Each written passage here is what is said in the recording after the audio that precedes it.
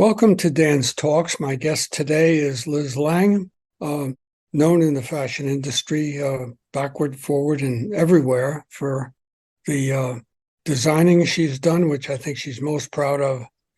And also she's an author and I guess producer, I guess you'd say, of a long-standing TV series called Just Enough Family, which has to do with her parents and herself, and it's quite a thing. Welcome to the show, such as it is, Liz. Most recently, she bought a very famous mansion in East Hampton,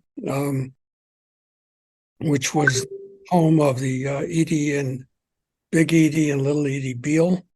Tell us a little bit about how you came to buy that house and a little bit about Grey Gardens, which is what it was called. And it became famous as a result of a documentary that was made in 1975, a long time ago now, when it was completely in disrepair and disreputable. And living in it, this mess of many cats and raccoons, was this mother and daughter of one of the well-to-do families that was related with Jackie Kennedy. So it was funny. I had grown up with a house actually around the corner. My parents' house was around the corner from Grey Gardens. We were on Lily Pond Lane, and Grey Gardens is on West End Road. But I was young, and I really don't recall being aware of it. So a lot of people say, "Oh, you must have grown up as like a super fan." No, I mean, not really. But my husband and I were renting houses in East Hampton. That house came up for rent. I basically said to the broker when I saw sort of just a picture of it, and I knew, of course, the documentary, and I knew where it was located and how fabulous the location is. I basically said, I don't need to see it. I will rent that for the summer, sight unseen. At the time, it was owned by Sally Quinn and Ben Bradley. He of Washington Post fame, and she also sort of an author and hostess with the mostest in DC. They owned it, and they used to rent it out for the summer. And so we rented it. They had bought it from Big Edie and Little Edie, and they had really heroically restored the house instead of tearing it down in 1979. So we rented it. I love the house. I love the property. I love the gardens. But what I love most about it, forgetting the provenance is super cool. I mean, of course, I like that. But what I really liked about it, and Dan, I know you're a longtime Hamptons person, so you'll know what I mean, is that it feels like the Hamptons of today bears very little resemblance to the Hamptons of my childhood, in that all the sort of old shingle style Hamptons, quote unquote, cottages have been torn down.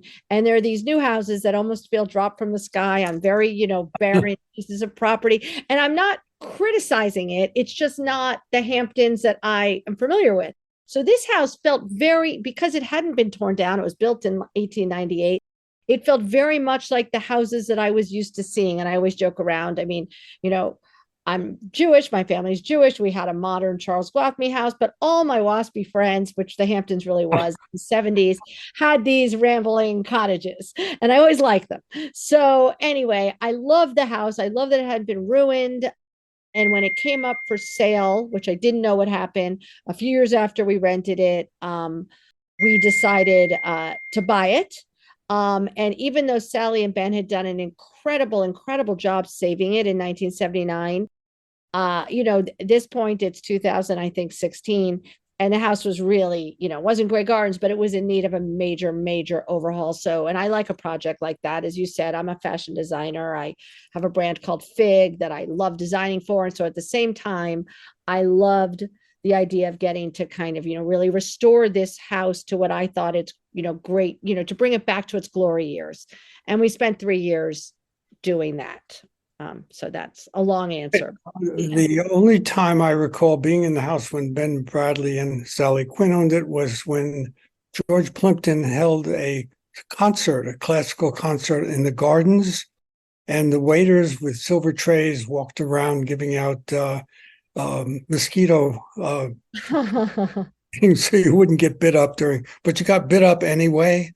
And it was beautiful then, and it's beautiful now. And in its heyday, when it was famous, and several movies have been made about it, books have been written about it, I think there's children's books. There's all kinds of things about the time when these two women lived there for 25 or 30 years in total disarray, and finally um, became an icon for a long period of time.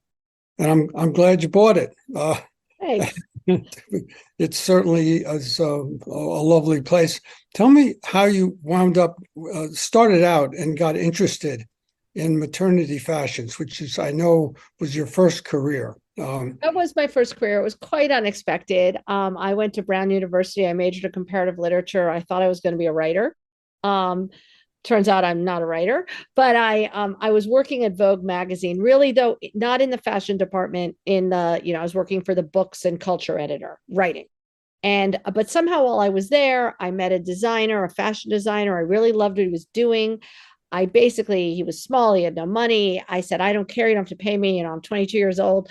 I just want to come be around this and be an apprentice, whatever you would call it.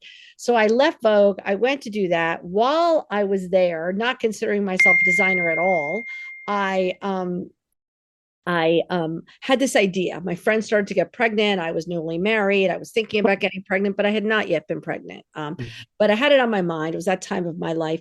And I noticed that my friends would come to our little showroom and they would squeeze themselves into anything he had. And they would talk about how there were no good maternity clothing. So this was like this was like 1995, 96, 97. And I was like, this is interesting. And I looked around and I saw that maternity clothing was very oversized, very poorly made. Even the expensive stuff didn't look like anything anyone wore when they weren't pregnant. So I said to this designer, I have this brilliant idea. I think it'll turn your business around. Don't do anything different about what you're designing. Let's just put the word maternity on some of the labels. Just call it maternity clothing. They're buying it anyway. You can charge whatever you want. He thought I was crazy. Basically said, are you smoking crack? It wasn't a sexy industry at the time. You didn't have, people asking celebrities what they were wearing. It just wasn't like that. So anyway, I, like so many entrepreneurs, although I wouldn't have called myself that then, but looking back, I couldn't get the idea out of my head. I was up at night thinking about it. I finally went to him and said, I'm not a designer, but I need to figure out how to do this. I'm sorry, I'm going to leave and try to do this. I never thought it would be successful. I thought I would do it kind of made to order for a few friends, really. And then get pregnant, have my children, raise them. I didn't even know if I'd work. I mean, I didn't have any grand plan. Cut to, I started that business. I was doing it made to order. I was the only employee. I was everything. And I didn't even have a store or anything like that. I had a telephone and a fax machine. Just to make it short, and I don't mean this at all braggy, it was just I got very, very lucky. When I sold the brand 10 years later, it was the largest maternity apparel brand in the United States. And the whole industry had kind of changed, and it was a very hot industry. So I'm really proud of that. I don't know how I did it. I feel very, very lucky. I stumbled into it. And that's what happened. From what I've been reading about you, you kind of didn't really enjoy selling that. You sort of felt like it took a part of your life away and you wanted to continue to somehow get involved with that. What happened? Yeah, 10 years later, I was getting a divorce. I had children that were 9 and 11 years old. I was working around the clock. Like people always talk about women having it all and balancing it all. I this is unpopular to say, but it's not true. It's impossible. Something has to give. It's not whether you're a woman or a man. It's impossible to, I was traveling like crazy. I was so involved in my business. I lived and breathed it. I never turned it off. And, maybe that's who I am, but that's what it took to get a business, to be an entrepreneur and get a business like that to where I wanted it to be. So cut to, I'm doing all that. I don't see my children all that much. I feel like they're being raised by my housekeeper, and I got an offer, for what can seem to me like kind of the old Godfather joke. I got an offer I couldn't refuse, and I wasn't looking to sell it, so I took it. And the great news was, I feel like I really could dig into, my children in a way that I didn't realize how much I was missing until I was there doing it with them. But I really missed it, and it had become kind of my identity. Like I became Liz Lange of Liz Lange Maternity, and it was just kind of strange not to have my stores. Sold the name. I sold the name. So that was strange. But then I was able to, so I realized I had to be back in fashion. So I did this whole line for home shopping. I wasn't allowed to do maternity anymore because I had sold that. Yeah. Right. I did regular ready to wear clothing for the Home Shopping Network, and I love doing that. And then, as you mentioned, at the top of this, I ended up during COVID, I really wanted my own brand again. And I was kind of debating build a brand, buy a brand, build a brand, buy a brand. And this brand Figue that I was a fan of, that I was wearing a lot. I heard that it was, going under and that it was going to be for sale. So I bought it and have rebooted it. And I've spent the last 3 years doing that. And I love it. It feels like I'm me again in terms of my career. And also my children are, 22 and 24. So they don't, they want very little to do with me. So Talk a little bit about Fig and how I read about it as caftans, flowing dresses. How would you say it differentiates itself from well, other? that was definitely true. When I bought it, I think it was most known as a resort wear brand with the most beautiful caftans and easy dresses. And that's really what I wore from it all the time. Very with incredible prints and even and beading and detail upon detail upon detail. It was not, it's not quiet luxury as things were. It was kind of loud luxury. Uh, but I loved it. And it was easy and comfortable. And at a time when everyone was wearing sweatpants because of COVID, I felt like I could wear Fig and I was as comfortable, but I always felt like I looked chic.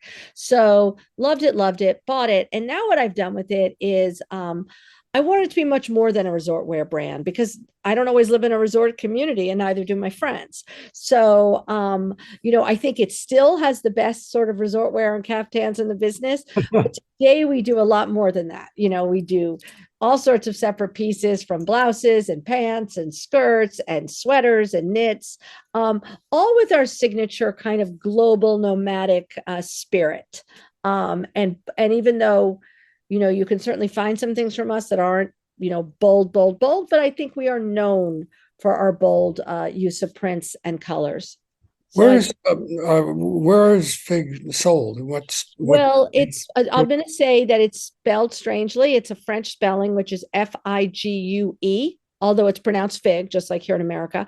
And so we've got our website, fig.com, but it's also at Saks, it's at Neiman's, it's at Shopbop, it's at all sorts of specialty retailers, all around the country. So it's pretty easy to find. And thank you for that. So yes, I love it. And we've got a great team and it's really how I spend most of my time these days. Tell me a little bit about Just Enough Family. I believe it launched. I saw it in the New York Times, an article about it 2 years ago, and Yes. it seems to be an ongoing. There are episodes, and I think you're up to like episode. What's the Oh, plot? no. So here's the deal. It's a podcast. It's a podcast that has 8 episodes. I was always thinking about writing a memoir, about writing my life story. And one of my closest friends is the New Yorker writer and also a best-selling author, Ariel Levy. And Ariel had always said to me, "Your story is incredible. You have to do this. Yes. I'll help you." And so when again, this all happened during COVID. During COVID, Ariel, I call her Ari. Ari got a deal with Sony to do podcasts for them. They wanted her to do podcasts. She came to me and she said, "Let's do an episode. I want to do something on people that have led unexpected lives. You've led an unexpected life. Let's do an episode on you." So we did that. Sony heard it. It was just one episode, and they apparently loved it and said, "Let's dedicate the whole season to Liz and her family." So I told my story. I got a bunch of my family members participated and told sort of their view on our family.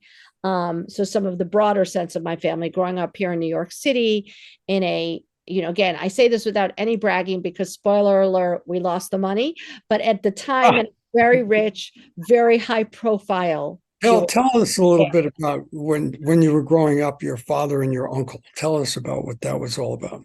Well, it's just that, we lived here in New York City at a time when it was a little bit new, unless you were sort of an old German Jew like the Lobes or the Warburgs or something.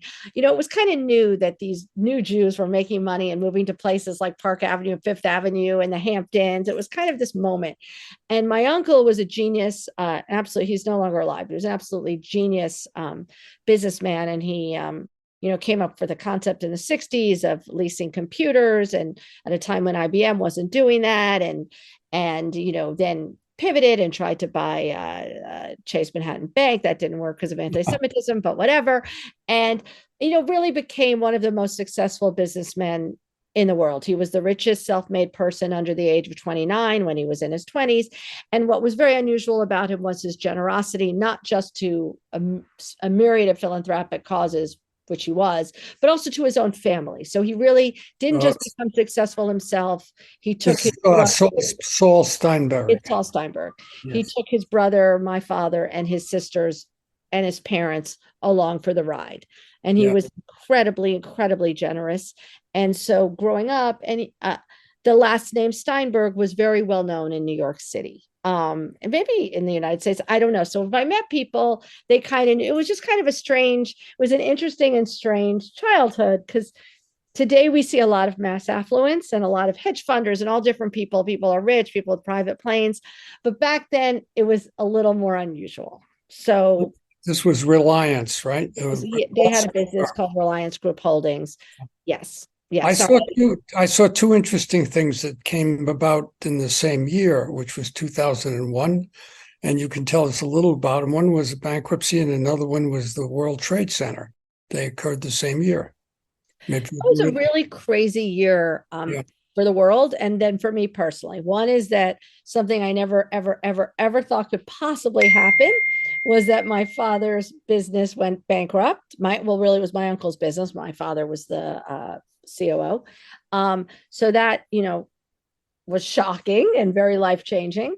Also, I was at a really incredible point in my own business, which was that my maternity line had become so successful that I was doing a fashion show at New York's Fashion Week, which the official shows I was doing was at the time, whatever. I was doing a show in the tents, and my show was actually the morning of September 11th. That was just a random date at that time, a day that I was very much looking forward to. I was going to be unveiling at that show my newest partnership, which was with Nike. It was Liz Lange for Nike, maternity athletic apparel. First time Nike had ever co-branded their swoosh logo with anybody other than a famous athlete. So it was a huge deal for me, and just a big deal in general. But of course, that morning, my show was going on as the World Trade Center was being hit. How far was the show, that fashion show from? We were in Bryant Park, which is like, what would you say, 40th Street and 6th Avenue, and the Trade Center is downtown. I mean, it's a couple of miles. Yeah, a couple miles. I was one of the obviously very, very lucky people that day, because everybody in my life, both my family and my friends, I knew where they were. They were in the tents at Bryant Park watching the show. So I wasn't looking for even my children. I wasn't looking for anybody. But I walked out of those tents. It was supposed to be a day of press interviews. Again, I'm not saying this is sad for me. I just sort of explaining it. What I had it was supposed to be a day of major press interviews. Good Morning America, to the Today Show, CNN, all covering it live. And I walked out into a world that had fallen apart, that had changed completely. It was, as you know, all New Yorkers, it was the most shocking, horrifying, until October 7th, when I saw that happen in Israel. I had never experienced anything like that level of shock. And it was horrible, and it was, not good for business, obviously, but, it was a crazy year. And then a month later, I was diagnosed with cancer, and I was only 35. I'm not saying I'm a victim. I'm great today. And it was all fine, but it wasn't a great year. So I call that episode of the podcast Perestroika, I think. So yeah. Where are you going from here? You're in your 50s, your kids are grown, you're remarried. Yeah, I'm remarried. I've got my 2 kids. I think it's all about, I'm not, I've done the Just Enough family. I'm not going to be doing any more episodes. I've told that story, and it's still popular, and I'm thrilled, but I'm really focused on Figue. I've created Grey Gardens. I've got a house in Palm Beach that I'm working on. I've done it, but I might want to redo it. But really it's about Figue. That's really where I'm getting all my, professional, I don't know what it would be called, the satisfaction. So it's really, we're just at the beginning of growing that brand. I want to see it it's a small brand now, but I want to see it become a really major lifestyle brand. And that's what we're working on. And What do you do at out in the Hamptons? What do you like doing? This will wind up our show because we get 20 minutes to do all this. We did a lot. You did a lot, Dan. Yes, we You did. know, I'm not your typical Hamptons person. I basically, especially with all the traffic these days, I like to be at my house. I sit outside, I read, we've got a pool, we've got a tennis court, we're near to the beach. And I have friends come to me. I host all the time, big lunches, big dinners. I always like there to be an abundanza of food. I don't mind leftovers. I just don't want a spare table. I can't stand it. I don't want to see a scarcity of food. I want to be able to say to anybody, even 5 minutes before dinner, oh, just come. Oh, yes, bring so and so. So it's a lot of sort of and it's multi-generational. My mother lives nearby. My kids are always there with their friends. And that is my favorite part of the Hamptons. I'm not part of the Hamptons magazine, and there's, again, nothing wrong with it. I just not part of that scene. And I love the Hamptons mag. It's all good. It's just not me. Well, thank you for being on my show. It's been a pleasure to have you on the show, and I'll hope to see you, and we'll see you in town. I hope so. Thank you so Sure. much. Sure. Bye-bye. Bye-bye.